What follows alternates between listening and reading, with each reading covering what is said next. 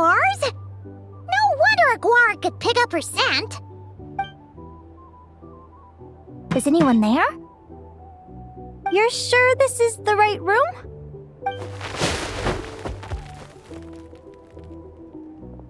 Celaeno, I know you're in there.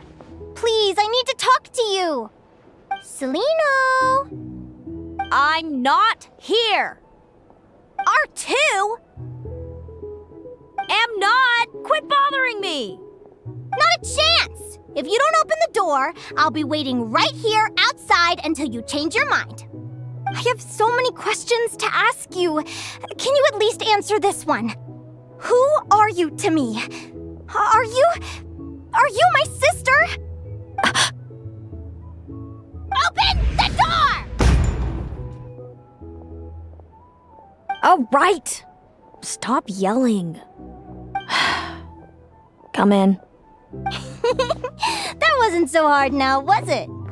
Take a seat.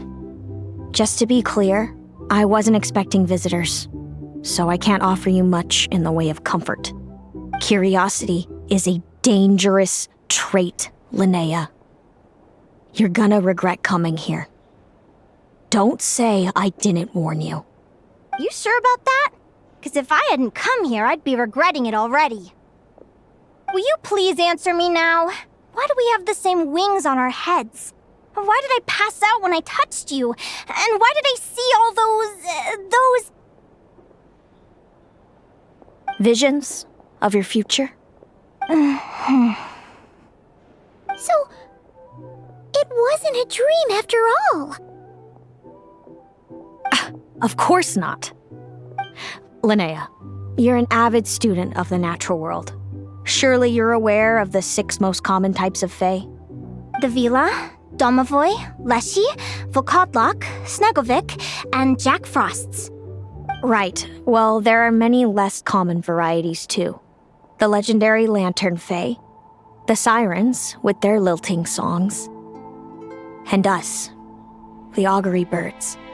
We foretell both disaster and delight, gazing upon the past dawn and future night. Others fear and revere our might, while we alone detest our plight. I've never heard of an Augury Bird before, or the poem you just recited. That's hardly a surprise. You can count the number of Augury Birds alive today on one hand. And that includes you and me. So it's true then. We really are family. Family.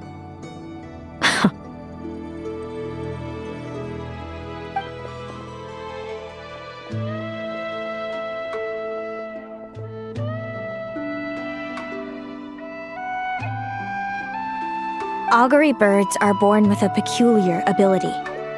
We can see crossroads in the flow of fate, immutable future events that all paths will lead to. Are you talking about prophecies? Doesn't surprise me. Humanity has many ways of observing fate. The stars, the ley lines. Our abilities are feeble in comparison. We can only see our own fates. If a friend wants to know their future, or someone is concerned about the destiny of the world, we're powerless to help. But the way it feels to witness your own fate, I trust you understand by now, Linnea. It certainly wasn't fun.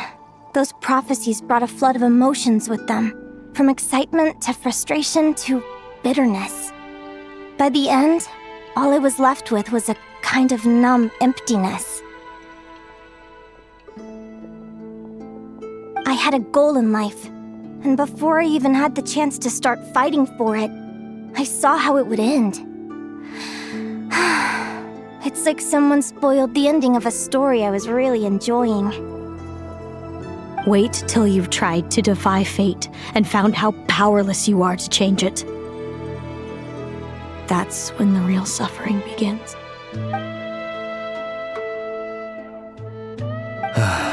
Everything is transpiring as I foresaw, yet I am powerless to change it. Fate is an immutable force. I can but lament as the inevitable unfolds. I do wonder whether giving a man the power to see the future does nothing more for him than slowly crush his spirit.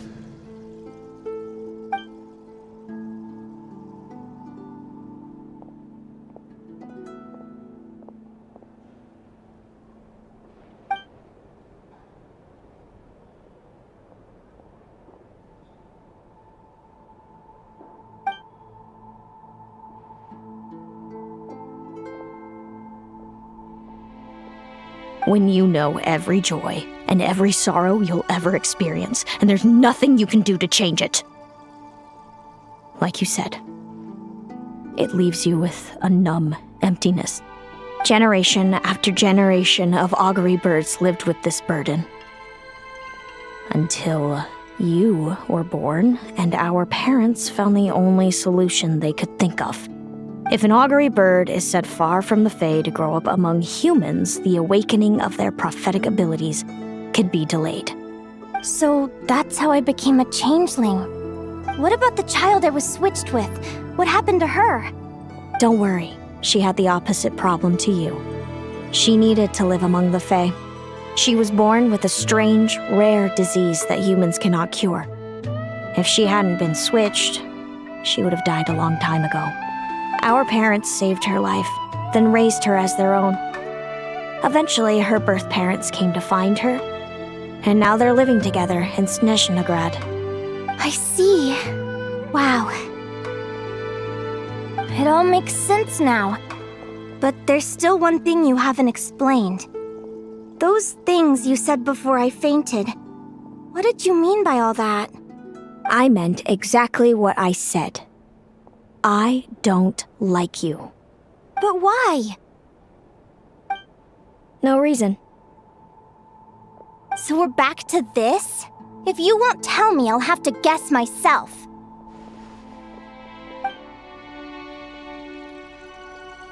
Celaeno, are you jealous of me? Good guess. But I wouldn't call it jealousy. More like resentment. By the time our parents came up with a solution for you and sent you off to live with the humans, I was already tormented by visions. If I'd been born just a few years later.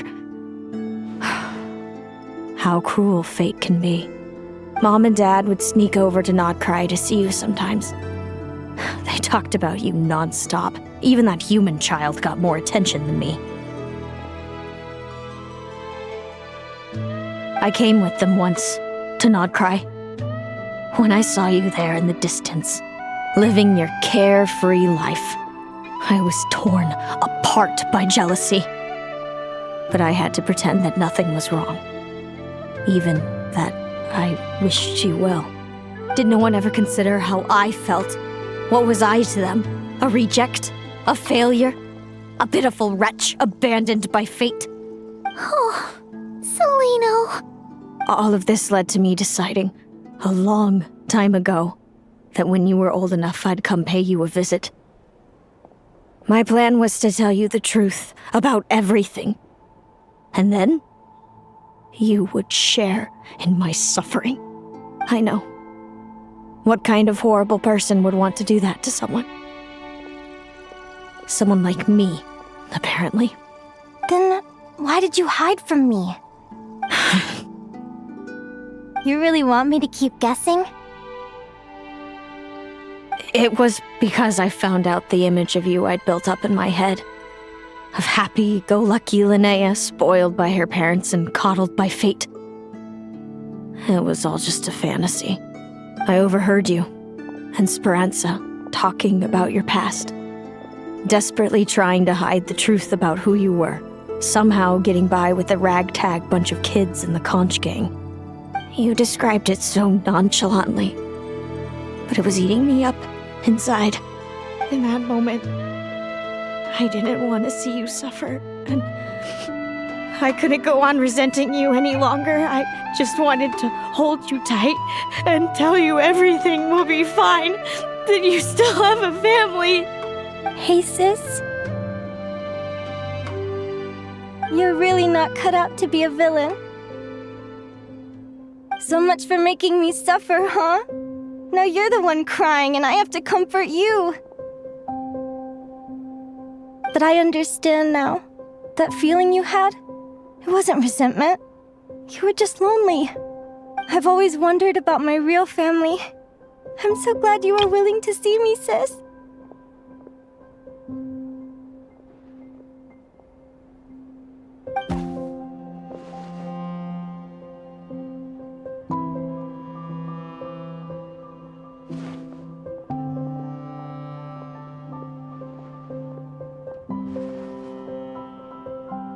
Thank you. All of you. This is not how I expected this to go. Don't mention it. Paimon thinks it's always best to get everything off your chest. That way, everyone can go back to being happy. You're right, Paimon. I haven't been this happy in a long time. Hey, Celaeno. I was wondering, how did you end up with a Radiant Bladehorn as your partner? All the ones I've seen in the wild have been hyper-aggressive. They certainly wouldn't let me get close enough to touch them. We met that time when Mom and Dad brought me to see you in Nodcry. Hemus was still a baby then. He must have gotten separated from his parents. I ended up looking after him for a while. I suppose our friendship was preordained. Just like my upcoming victory in this competition. An immutable crossroads in the flow of fate. Immutable? You're welcome to try to fight it, if you want. Prepare to experience just how cruel fate can be. Leave this competition and fly somewhere far away. I promise you, something will happen to force you right back here. Or if you prefer, you could go all out and try to beat me. But I have both luck and superior strength on my side. It's a goal few will never overcome. The prophecies we see are the meeting points of every possible path.